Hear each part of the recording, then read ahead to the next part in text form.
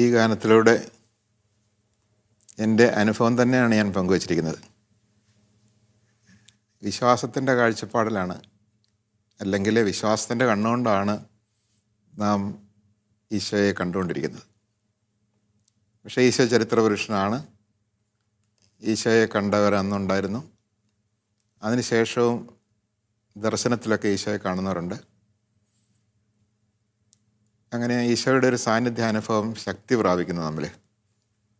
അങ്ങനെ ഒരു അനുഭവം എനിക്കും ഉണ്ടായിട്ടുണ്ട്. ദർശനത്തിലൂടെ എന്ന പോലെ ഈശോയുടെ ആ മാധുര്യമേറുന്ന തിരുമുഖം അധികം നേരമൊന്നും കാണാൻ പറ്റിയില്ലെങ്കിലും ഒരു നിമിഷം എന്ന് പറയാവുന്നത് പോലെ ഒന്ന് കാണാൻ എനിക്ക് ആദ്യമായിട്ട് അവസരം ഉണ്ടായപ്പോൾ തോന്നിയ അനുഭവമാണ്. അച്ഛാ, നമുക്കിൻ്റെ പല്ലവി ഒന്ന് കേൾക്കാം.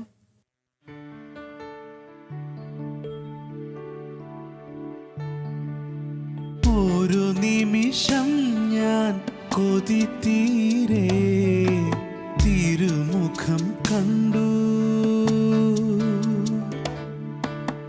ഇതുവരെ അറിയാത്ത നിർവൃതിയിൽ മതിവരെ നിന്നു. അവൻ എന്നോടു തൻ സ്നേഹമില്ല ഒരു നോക്കാലെയുള്ളിൽ പറഞ്ഞു. സ്തുതി പാടുന്നു ഞാൻ നിന്റെ മുൻപിൽ. ഒരു നിമിഷം ഞാൻ കൊതി തീരെ തിരുമുഖം കണ്ടു, ഇതുവരെ അറിയാത്ത നിർവൃതിയിൽ മതിവരെ നിന്നു. പല്ലവിയിൽ പറഞ്ഞിരിക്കുന്നത് കൊതി തീരെ കണ്ടു, മതിവരെ നിന്നു. ഈ മതിവരെ നിന്നതും കൊതി തീരെ കണ്ടതുമായ ഒരു കാഴ്ച എന്തായിരുന്നു? അതായത് വിശ്വാസം കൊണ്ട് മാത്രം കാണുന്ന ഒരു മുഖം, നേരിട്ട് കാണാൻ ആഗ്രഹിക്കുന്ന ഒരു മുഖം, ഒരാളത്വത്തിൻ്റെ സാന്നിധ്യം, അത് നേർക്കാഴ്ചയായി കാണാൻ സാധിക്കുക. അത് ഞാൻ ആഗ്രഹിച്ചിട്ടുണ്ട്. കാരണം ചിലരൊക്കെ ഈശോയുടെ തിരുമുഖം ദർശിച്ചു, ദർശനത്തിലൂടെ, ഉൾക്കണ്ണിലൂടെ. എങ്ങനെയാണെന്ന് അതിനെ വിശദീകരിക്കാൻ ബുദ്ധിമുട്ടാണ്. എങ്ങനെയായാലും ഒരു കാഴ്ച, ആ കാഴ്ചയുടെ ഒരു നിർവൃതിയുണ്ട്. അപ്പോൾ ഒരു നിമിഷമാണ് കണ്ടത്. ആ ഒരൊറ്റ നിമിഷത്തെ കാഴ്ച തന്നെ നമുക്ക് തൃപ്തി നൽകുന്നതാണ്. ഒരു നിമിഷം ഞാൻ കൊതി തീരെ തിരുമുഖം കണ്ടു. അപ്പോൾ കൊതിച്ചിരുന്ന ഒരു കാഴ്ച ഒരു നിമിഷം കണ്ടാൽ മതി. നമ്മളൊരു കാഴ്ച കാണുമ്പോൾ ആ കാഴ്ച എത്ര ശക്തമാണോ, എത്ര നമ്മുടെ ഹൃദയത്തെ സ്പർശിക്കുമോ, അതിനനുസരിച്ച് നമുക്ക് തൃപ്തി വരും. മാത്രവുമല്ല, അത്ര ശക്തമായൊരു കാഴ്ച അല്ലെങ്കിൽ തീവ്രമായൊരു കാഴ്ച അതേ നേരം കണ്ടുകൊണ്ടിരിക്കാനും പറ്റില്ല. നമ്മൾ കാണുന്നുണ്ടല്ലോ മോശയുടെ മുൾപ്പടർപ്പിലെ കാഴ്ചയെക്കുറിച്ച് നമ്മൾ കാണുന്നുണ്ട്. മോശയുടെ മുഖം കണ്ടവർ പോലും, ദൈവത്തെ കണ്ട ഒരാളിൻ്റെ മുഖം കണ്ടിട്ട് പോലും അവർക്കും മതിയെന്ന് തോന്നി എന്ന് പറയുന്നത് പോലെ ഒറ്റ നിമിഷത്തെ കാഴ്ച കൊണ്ട് തന്നെ നമുക്ക് തൃപ്തി വരും. We are contented. അപ്പം അതാണ് ഒരു നിമിഷം ഞാൻ കൊതി തീരെ ആഗ്രഹിച്ച ഒന്ന്, കൊതിച്ച ഒന്ന് കണ്ടപ്പോൾ എൻ്റെ കൊതി തീർന്നു. പിന്നീട് സംഭവിക്കുന്നതെന്ന് വെച്ചാൽ ആ കാഴ്ചയുടെ ഒരു നിർവൃതിയുണ്ട്. ആ കാഴ്ചയുടെ നിർവൃതി ഇങ്ങനെ തുടരുകയാണ്. ആ കാഴ്ചയുടെ നിർവൃതിയിൽ മതിയോരെ നിൽക്കുകയാണ്. എന്ന് പറഞ്ഞാൽ ഞാൻ ഉള്ളിലേക്ക് എടുത്താണ് കാണുന്നത്, അല്ലേ? നമ്മളൊരു കാഴ്ച കാണുന്നത് എങ്ങനെയാണ്? പുറമേയാണെന്ന് നമുക്ക് തോന്നാം, പക്ഷെ കാണുന്നത് ഉള്ളിലേക്ക് നമ്മളെ സ്വീകരിച്ചിട്ടാണ് കാണുന്നത്. അപ്പോൾ ആ ഉള്ളിലേക്ക് നമ്മൾ സ്വീകരിക്കുന്ന ഒന്ന് അവിടെ നിലനിൽക്കുകയാണ്. അതിനെക്കുറിച്ചാണ് പറയുന്നത്. ഒരു നിർവൃതിയായിട്ട് അത് നിലനിൽക്കുകയാണ്. അപ്പോൾ അതുവരെ അറിയാത്ത നിർവൃതിയിൽ മതി വരെ നിന്നു. എത്ര നേരം വേണേലും എനിക്ക് ആ ഒരു കാഴ്ചയുടെ നിർവൃതിയിൽ നിൽക്കാം. അങ്ങനെ നിന്നു. അപ്പോൾ അവിടെ ആ കാഴ്ചയുടെ സമയത്ത് എന്നെ നോക്കിയ നാഥൻ്റെ ആ നോട്ടത്തിൽ എന്തൊക്കെയോ എന്നോട് സംസാരിച്ചു, മൗനത്തിൽ സംസാരിക്കുക അല്ലേ. വലിയൊരു കമ്മ്യൂണിക്കേഷനാണ് നോട്ടം എന്ന് പറയുന്നത്. അപ്പം നോട്ടം ഒരു ശക്തമായ കമ്മ്യൂണിക്കേഷനാണ്. ഞാൻ വേറൊരു അവസരത്തിൽ പറഞ്ഞിട്ടുണ്ടല്ലോ, ആ നോക്കിലെ ശോകസൗമ്യതയാൽ ആഴങ്ങളെ യേശു പുലുകി നിന്നു, ആത്മതാപമേറ്റ് ശമയൻ കണ്ണുനീർ വാർത്തു. അപ്പം ആ നോട്ടം അത്ര തീവ്രമാണ്, അത്ര തീക്ഷ്ണമാണ്, അത്ര ആർദ്രമാണ്, അത്ര വശീകരിക്കുന്നതും തന്നിലേക്ക് ആകർഷിക്കുന്നതുമാണ്, സാന്ത്വനം നൽകുന്നതാണ്. വേറെ അവസരത്തിൽ പറഞ്ഞു ഓർക്കുന്നില്ലേ, രുധിരം കലർന്ന നിൻ്റെ കരുണാ കടാക്ഷമൊന്നൻ ഹൃദയം കവർന്നതല്ലേ എൻ്റെ ഈ ആനന്ദം എന്ന് പറഞ്ഞാൽ ഒറ്റ നോട്ടത്തിലൂടെ എൻ്റെ ഹൃദയം കവരുകയാണ്. അപ്പോൾ നമ്മളെ ആനന്ദിപ്പിക്കും അത്. കാരണം എന്താണ്, തെറ്റുകളും കുറ്റങ്ങളൊക്കെ ഉള്ള ഒരാൾ, അങ്ങനെ ഒരാളാണ് ഞാൻ. ആ നോട്ടത്തിലൂടെ പറയുകയാണ്, സാരമില്ല മോനെ,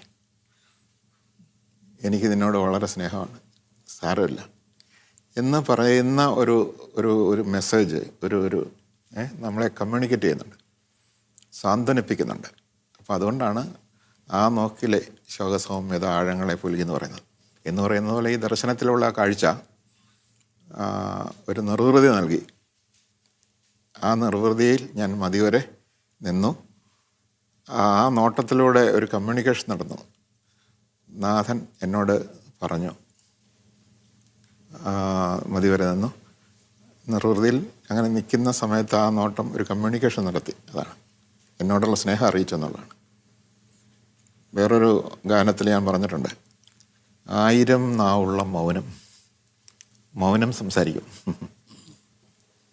എന്ന് പറയുന്ന പോലെ കർത്താവിൻ്റെ ആ നോട്ടം മൗനമാണ്, ഒന്നും സംസാരിച്ചില്ലെങ്കിൽ പോലും ഒരു കമ്മ്യൂണിക്കേഷൻ നടന്നു. ഞാൻ അവിടുന്ന് പറഞ്ഞത് എനിക്ക് എൻ്റെ ഉള്ളിൽ കിട്ടി എന്നുള്ളതാണ്. പ്രിയൻ എന്നോട് തൻ സ്നേഹമെല്ലാം ഒരു നോക്കാലെ ഉള്ളിൽ പറഞ്ഞതാണ്. അപ്പം അത്രമാത്രം ആ നോട്ടത്തിലൂടെ ഒരു കമ്മ്യൂണിക്കേഷൻ നടന്നു. എൻ്റെ ഉള്ളിൽ നിറഞ്ഞു സ്നേഹം കൊണ്ടും അവിടുത്തെ വാത്സല്യം കൊണ്ടും കരുണ കൊണ്ടുമൊക്കെ. അതാണ് അവിടെ പറഞ്ഞത്. അപ്പം എൻ്റെ ഈശോയ്ക്ക് എന്നോട് ഇത്രയേറെ സ്നേഹമാണെന്ന് ഒരു കമ്മ്യൂണിക്കേഷൻ നടത്തിയപ്പോൾ അറിയാതെ ഒരു റെസ്പോൺസ് എന്നിൽ നിന്നുണ്ടാകുകയാണ്. ആ റെസ്പോൺസ് എന്ന് പറയുന്നത് സ്തുതിയാണ്. തിരുനാമകീർത്തനം പാടുവാനല്ലെങ്കിൽ നാവെനിക്കെന്തിരുനാഥ എന്ന് ചോദിക്കുന്ന ഒരു അനുഭവത്തിലേക്ക് വരികയാണ്. കർത്താവിൻ്റെ സ്നേഹത്തിന് നമ്മളിൽ നിന്ന് ഒരു പ്രതിസ്നേഹം ഉയരുമ്പോൾ ആ പ്രതിസ്നേഹം ആരാധനയാകുന്നു, സ്തുതിയാകുന്നു, നന്ദി പ്രകാശനമാകുന്നു, അതൊരു നിർവൃതിയുടെ പ്രകാശനമാകാം. അങ്ങനെ ആ രീതിയിലാണ് പ്രാർത്ഥനകൾ വരുന്നത്. അപ്പം ദൈവത്തിൻ്റെ സ്നേഹം അറിയുന്ന ഒരു വ്യക്തി തൻ്റെ സ്നേഹം അങ്ങോട്ട് പ്രകടിപ്പിക്കുന്നു. ആ പ്രകടിപ്പിക്കുന്നതിന് ഏറ്റവും എളുപ്പത്തിൽ പ്രകടിപ്പിക്കുന്നത് അറിയാതെ സ്തുതിച്ചു പോവുക എന്നുള്ളതാണ്. അങ്ങനെ സ്തുതി എന്ന് പറയുന്നത് ഏറ്റവും ലളിതമായ ഒരു സ്നേഹപ്രകടനമാണ്, ദൈവത്തെ സ്തുതിക്കുന്നത്. ആരാധിക്കുക എന്ന് പറഞ്ഞാൽ ആരാധനീയമായ ആരാധ്യനായ ഒരാളെ കാണുമ്പോൾ, സ്തുതിക്കത്തക്ക ഒരാളെ കാണുമ്പോൾ നമ്മളിൽ നിന്നുണ്ടായി പോകുന്നതാണ്. അപ്പം അങ്ങനെ ഒരു സ്തുതി ജീവിതം ഭക്തനിലുണ്ടാകുന്നത് ദൈവസ്നേഹം അറിയുമ്പോഴാണ്. ആ കാര്യമാണ് ഇവിടെ സ്തുതിയെക്കുറിച്ച് പറയുന്നത്. ഇനി നമുക്ക് അനുപല്ലവി ഒന്ന് കേട്ട് നോക്കാം.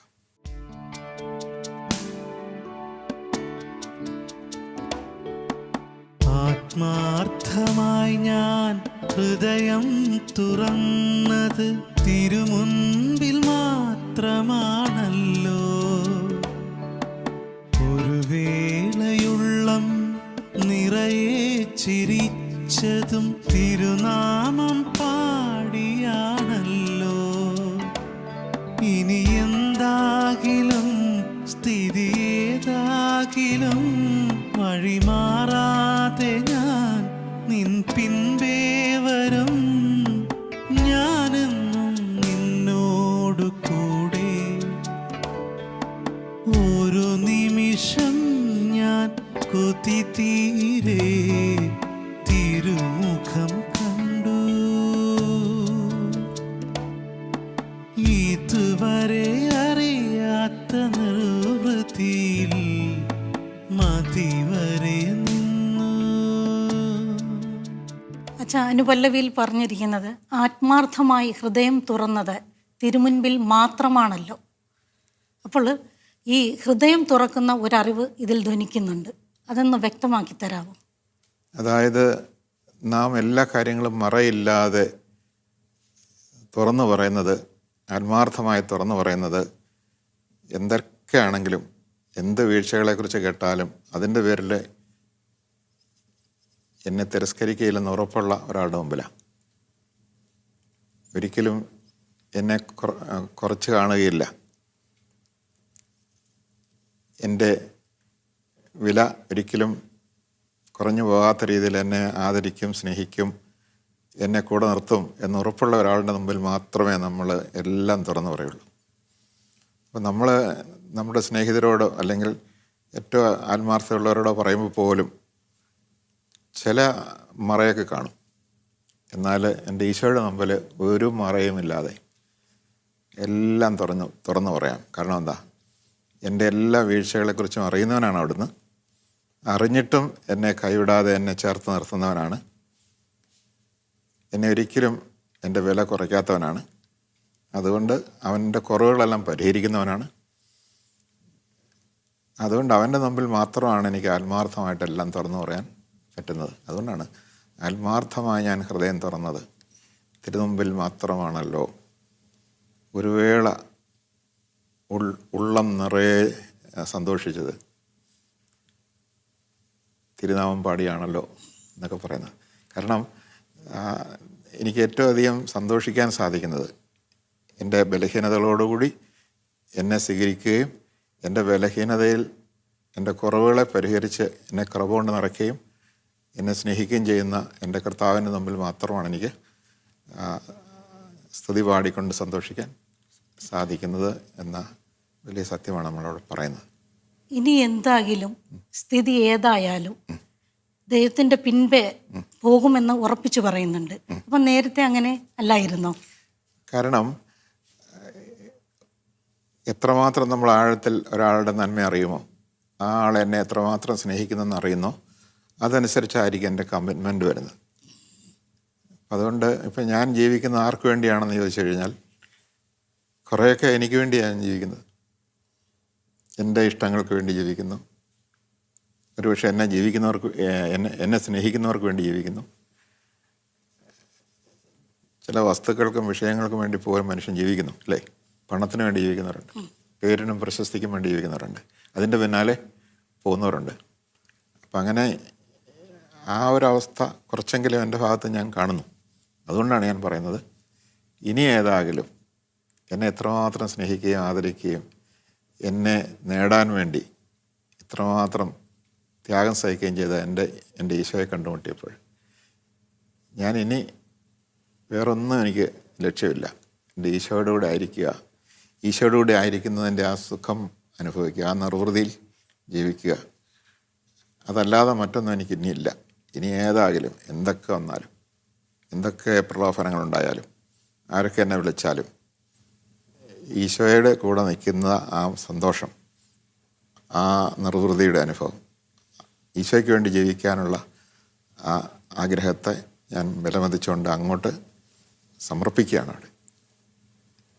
അപ്പം ഒരു വ്യക്തിയെ നമ്മൾ അറിയുന്നതിനനുസരിച്ച് അങ്ങനെയാണല്ലോ പ്രണയബദ്ധമാകുന്നത്, അല്ലേ? രണ്ടുപേര് പ്രണയബദ്ധമാകുന്ന അങ്ങനെയല്ലേ?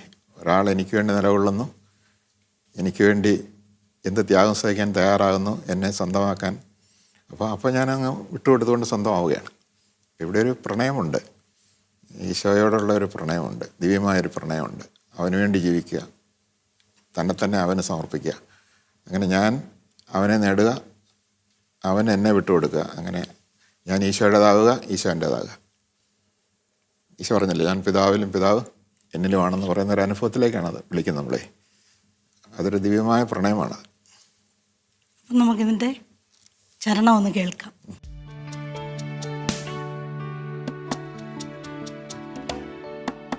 ആരിലും കുറ്റം ആരോപിക്കാതെ എല്ലാം പൊറുക്കുന്നവൻ നീ.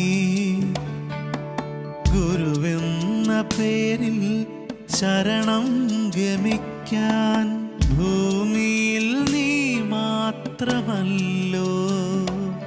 ഭയമില്ലാതെ ഞാൻ ഇനി എങ്ങും വരും, എനിക്കാഹ്ലാദമായി പരമുന്മാദമായി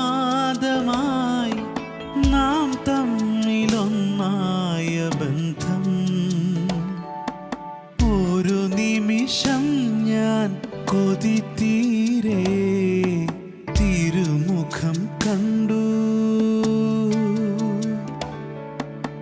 ഇതുവരെ അറിയാത്ത നിർവൃതിയിൽ മതിവരെ നിന്നു. അവനെന്നോടു തൻ സ്നേഹമില്ല ഒരു നോക്കാലെയുള്ളിൽ പറഞ്ഞു. സ്തുതി പാടുന്നു ഞാൻ നിന്റെ മുൻപിൽ. ഒരു നിമിഷം ഞാൻ കൊതിത്തീരെ തിരുമുഖം കണ്ടു. ഇതുവരെ അറിയാത്ത നിർവൃതിയിൽ മതിവരെ നിന്നു. ചരണത്തിൽ ഇങ്ങനെ പറയുന്നത്, ആശ്രയിക്കാൻ കൊള്ളാവുന്ന, വിശ്വസിക്കാൻ കൊള്ളാവുന്ന ഒരു ഗുരുവിനെ കുറിച്ച് പറയുന്നുണ്ട്. ഈ ഗുരുവിൻ്റെ പ്രത്യേകത എന്താണ്? ഗുരു എന്ന പേരിൽ ശരണം ഗമിക്കാൻ നീ മാത്രമല്ലേ ഉള്ളൂ. ശരിയാണ്. ഗുരു വാസ്തവത്തിൽ ആരാണ് ഗുരു? ഗുരു നയിക്കേണ്ടവനാണ്, അല്ലേ? ജ്ഞാനം നൽകേണ്ടവനാണ്. ശരി എന്താണെന്ന് പറഞ്ഞു തരേണ്ടവനാണ്.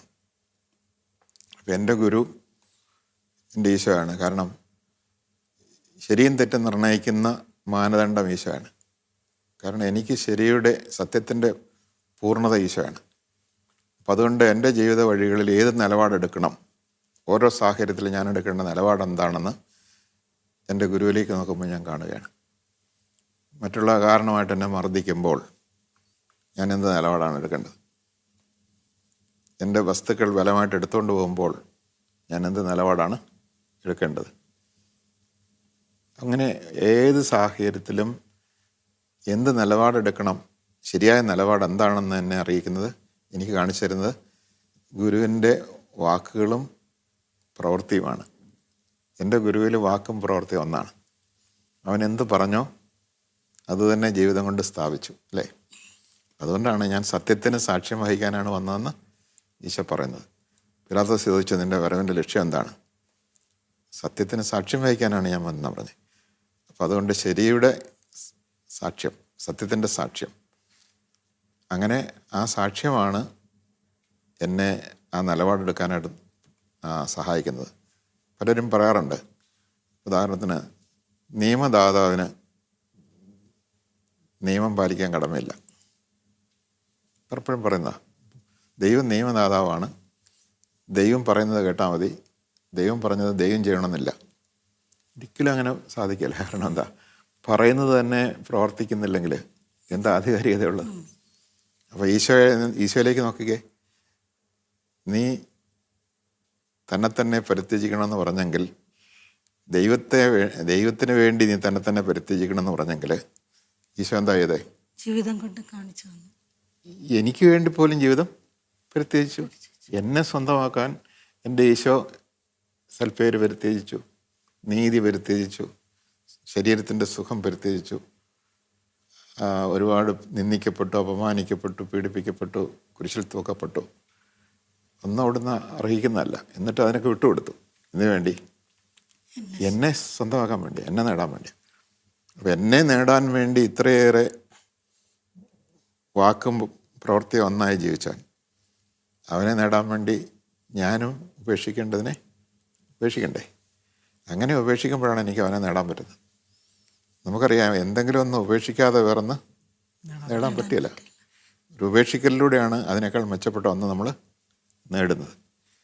അപ്പം ഞാൻ എൻ്റെ ഈശോയെ നേടാൻ വേണ്ടി ഈ ലോക ജീവിതത്തിലെ നഷ്ടങ്ങൾ വരുമ്പോൾ ആ നഷ്ടങ്ങളിലേക്ക് ഒക്കെ ഇരുന്ന് കരയുകയാണെങ്കിൽ അതിനർത്ഥം ഈശോയെ നേടാനായിട്ടുള്ള ആഗ്രഹം എനിക്ക് ഇല്ല, അതിനുള്ള നിലപാട് എനിക്ക് ഇല്ല എന്നാണ് എൻ്റെ അർത്ഥം. അപ്പം അതുകൊണ്ട് എനിക്ക് വേണ്ടി സ്വർഗം വിട്ട് ഭൂമിയിൽ വരികയും എനിക്ക് വേണ്ടി ജീവൻ പോലും പരിത്യജിക്കാൻ തയ്യാറാകുകയും ചെയ്ത് എൻ്റെ ഈശോയെ സ്വന്തമാക്കാൻ, അവനെ നേടാൻ ഞാനിപ്പോൾ വെച്ചനുഭവിക്കുന്ന എന്തും ഉപേക്ഷിക്കേണ്ട ഒരു സാഹചര്യം വന്നാൽ തീരുമായിട്ട് ഉപേക്ഷിക്കണം. അതാണ് ഇതിനകത്ത് പറയുന്നത്. അച്ഛാ, ഈ ഗാനം സംഗീതം ചെയ്തിട്ട് ഏകദേശം എത്ര വർഷമായിട്ടുണ്ടാകും? ഇത് 2000-ന് മുമ്പുള്ള ഒരു പാട്ടാണ്.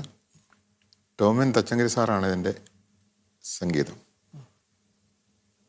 പലപ്പോഴും ഈ പാട്ട് എവിടെയെങ്കിലുമൊക്കെ വേദികളിൽ പാടി കേൾക്കുമ്പോൾ വളരെ കുളിർമ തോന്നാറുണ്ട്.